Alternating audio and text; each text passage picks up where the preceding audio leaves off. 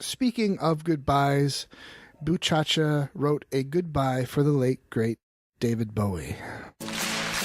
Okay, so this is something that it took me a while to come to terms with because obviously you don't think the celebrity passing are going to have much of an effect on you, but when I heard about this, it did. But I finally sat down to write my little story about what David Bowie means for me and for mine. And I'm going to read you what I wrote. Are you ready, Jeffrey? I am ready. Okay, let me tell you a story. Well, my mother would play some of the easy listening hits of the 70s and 80s, and thus educated the likes of Billy Joel and Neil Diamond, and would also turn on the oldie station. It was when I, uninvited of course, went to my sister's bedroom that I received my advanced musical education. She used to spend all of her time there, reading books, listening to the radio. It was there I heard Prince and Duran Duran, Michael Jackson, and Tears for Fears. It was shortly after the Tigers won the World Series in 1984 because my sister had a poster of the Tigers catcher on her wall. So, it was then. That room was a place of books and music, wonder, and the outside world. I remember even now quite vividly her playing patty cake with me, listening to Matthew Wilder's Break My Stride in the background. Though I don't recall exactly which time I had interloped, I remember hearing Bowie's Let's Dance during that time. It was not the kind of song that I latched onto, but I associate first hearing it to that bedroom on Storms Road. By 1986, I wasn't up for playing patty cake any longer. My parents had divorced the year before, and my world seemed entirely different. Someone had hit a reset button, but yet the music remained. From time to time, before we had a VCR, my mom would rent a disc player. The first time I ever watched Labyrinth was one such occasion. Along with the animated Hobbit, renting Labyrinth became a common occurrence. When an aunt and uncle gave us a VCR for Christmas, it was the first movie I rented, and no less than every few months would I rent that movie. Now, Jim Henson was a brilliant man, but looking back, it was David Bowie who made that movie. The Dark Crystal never had the same allure for me, not even close. Of course, I was only then becoming familiar with who Bowie was. My mother was a bit shocked at his codpiece and his effeminate look, but never discouraged me from renting the movie, even if I'm sure she would have discouraged me from seeking out his music. Nevertheless, I would dance to Magic Dance, and even before I could have realized that I was secretly crushing on Jennifer Connelly, I felt the austere beauty of the song As the World Falls Down like no other song up until that point in my life. It took me until high school before I finally came to my own musically speaking. But Labyrinth was still a movie I rented from time to time. Though I was very much into extreme and dream theater, I also came to adore the music of Stone Temple Pilots. I remember reading interviews back then with the also gone too soon and recently Scott Weiland, who spoke about how much he himself was influenced by David Bowie. In the days before internet downloads and with very limited financial resources, buying Bowie albums just wasn't feasible. But I listened to the radio, and I appreciated his music more than I used to. I was also lucky enough to have a friend with some more recent albums, so I borrowed and made mixtapes, of course. In the ensuing years, my admiration deepened. I would see articles and interviews, and I started to put together a clearer picture of who Bowie was, aside from the Goblin King that remains such a fixture in my mind. Even before he was a household name, he was already firmly ensconced on the fringes. Bowie was a consummate outsider. He flouted convention, challenged perceptions, and above all, was true to himself, flaws and all. So it was during my college years I came to understand this. I was Bowie. I spent my entire life being the weird kid, then the weird guy, and I'm still the weird guy. David Bowie, ever the outsider, was one of those outside influences that helped me accept myself. He made it that far and still managed to be about the coolest guy on the planet. Weird and cool were not actually mutually exclusive. In 2007, my first daughter was born. It took a year or so, but I swear to you that her first word was baby. In and of itself, that's not all that significant, except one of her earliest words was also Toby. That's the baby's name from Labyrinth. Every time she wanted to watch Labyrinth, she would tell me Toby. And then when David Bowie came on screen, she would point as if to call the character Toby. Some of my fondest memories are watching my little toddler girl dance along in front of the television to that movie once every few days for about a year. When my second daughter was born, a few years later, the same phenomenon occurred again. But by then I had David Bowie's albums, so I could more fully immerse my girls into his catalog. My younger daughter, by the age of 3, would often ask to listen to David Bowie while in the car. Along with Michael Jackson, they spent hours watching his music videos. About a year ago, when she was 4, she told me that her favorite people in this world were Chewbacca and David Bowie. 2015 was full of sharing his music with my girls, especially with my younger one. She would always ask me if he was a real person, and I would say yes, of course, and we would watch the video for Let's Dance. And my older daughter, she would ask me, oh, is he still alive? And I would say, yes, he's still alive. He lives in New York City. Maybe one day we can go see him. We would watch the video for Space Oddity. Even Chris Hadfield, the Canadian astronaut who recorded a cover of Space Oddity from the International Space Station. I had hopes that one day he would take up one last tour, and I would take my daughters to see him, and even long after I'm gone, David Bowie would be what they remember. Now, fast forward to recently. I recall posting on my Facebook about the video Black Star, which was released back in November.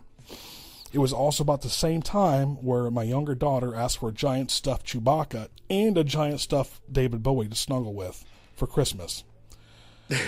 I was astounded by how excellent Black Star was. Somehow, through all his twists and turns musically, he and I arrived at the exact same place, some kind of fusion of prog, jazz, and pop.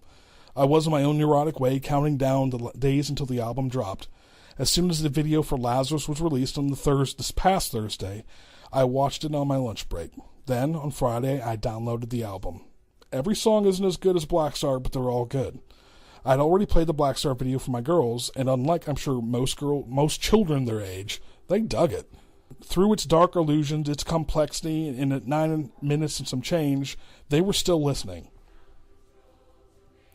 I check my email every morning when I wake up. Someone posted on my Facebook page at 2 a.m. Monday morning, apparently as soon as the news broke, about his passing, because this particular person happens to know my profound love for David Bowie and how much my daughters are attached to David Bowie. I feel some fleeting sadness whenever a celebrity I like passes on, but I haven't always been able to brush it aside very quickly. This was different. It felt like a family member died. That's how much he was mentioned on a day-to-day basis. What's more is I had no idea how to tell my younger daughter, who last year for Christmas even asked for her own David Bowie t-shirt and wore it to school often. And she received that t-shirt from my mom. I told my wife not to tell her when she woke up, and I would tell her when I picked her up from school. So I went to work that day, feeling very sullen. And I'm not an emotional person, but I felt tears tugging at my tear ducts as I sat alone in the dark, listening in the morning to the Black Star album. There it was on track 1. Something happened on the day that he died. His spirit rose to meet her, and he stepped aside. Even before social media, the websites, the tributes, the journalists told me that this album was his farewell. I realized it then. Some of my coworkers who know of my Bowie devotion even stopped by in the morning to offer condolences, and for some of them, they already associated Bowie with me, and that actually lifted my spirits a little bit. In a way, knowing I was such a fan of his explained my weirdness to them. I loved them even more for that. Still, I dreaded picking up my daughters from school. How to break it to them roiled in my mind throughout that day. It wasn't until the drive home that it occurred to me to try the Band-Aid approach, or the Band-Aid and ice cream approach. I would get them in the car and tell them while driving to the ice cream stand about a mile away from school. Surely this would work, right? I broke the news. My older daughter was not as affected as I thought she would be, but my younger daughter sobbed and sucked her thumb for the first time in years. This only lasted for a minute or two before she asked, "But can I still listen to his music?" I told her, of course, and that we could listen to it at that moment. She declined, saying she was too sad just then.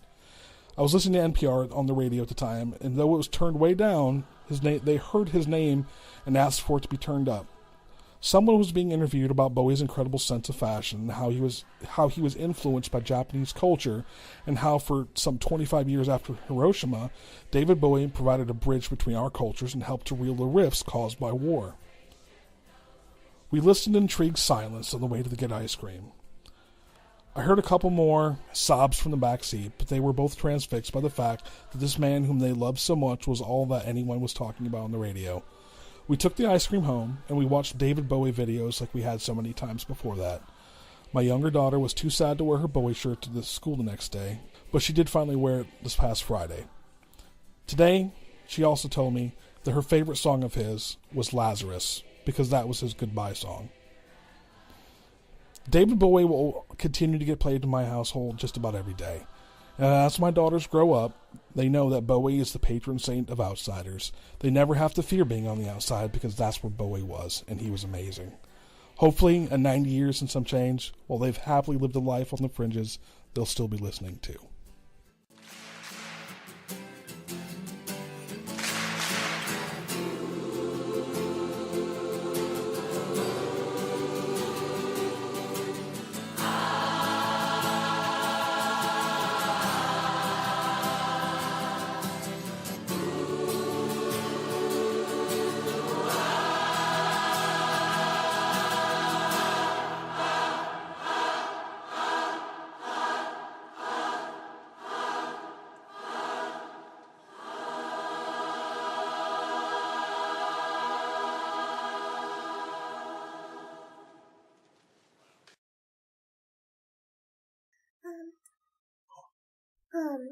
Where's the one where David Bowie's friend chased him? What is it called? It's called I'm Afraid of Americans. She wants to listen to Nine Inch Nails. It's David Bowie with Trent Reznor. Oh, that's pretty funny. Okay. Dude, they just, of course you can't hear it from where you're at, but they just listened to Black Star. They really dig that song. Cool. And it's a weird ass fucking song.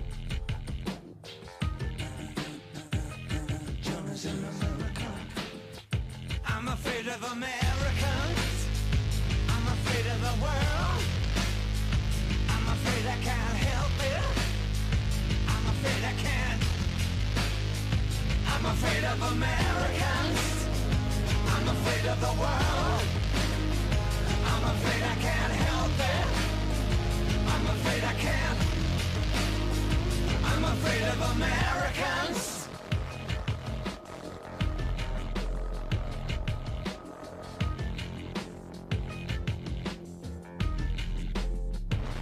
Johnny's in America.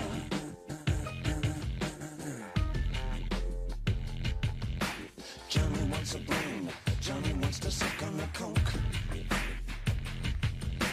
Johnny wants a woman. Johnny wants to think of a joke.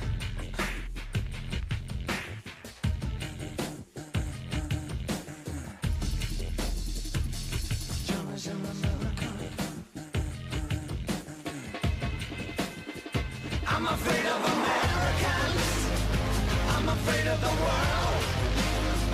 I'm afraid I can't help it. I'm afraid I can't. I'm afraid of Americans. I'm afraid of the world. I'm afraid I can't help it.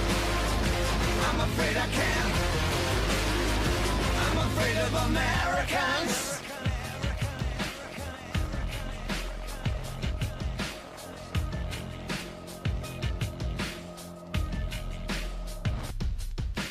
Johnny's in America. Johnny looks up at the stars. Johnny combs his hair and Johnny wants being cars. Johnny's in America. Johnny's in America. I'm afraid of Americans. I'm afraid of the world. I'm afraid I can't help it. I'm afraid I can't. I'm afraid of Americans. I'm afraid of the world. I'm afraid I can't help it. I'm afraid I can't. Yeah, I'm afraid of Americans. I'm afraid of the world. I'm afraid I can't help it. I'm afraid I can't. I'm afraid of Americans. God is an American. God is an American.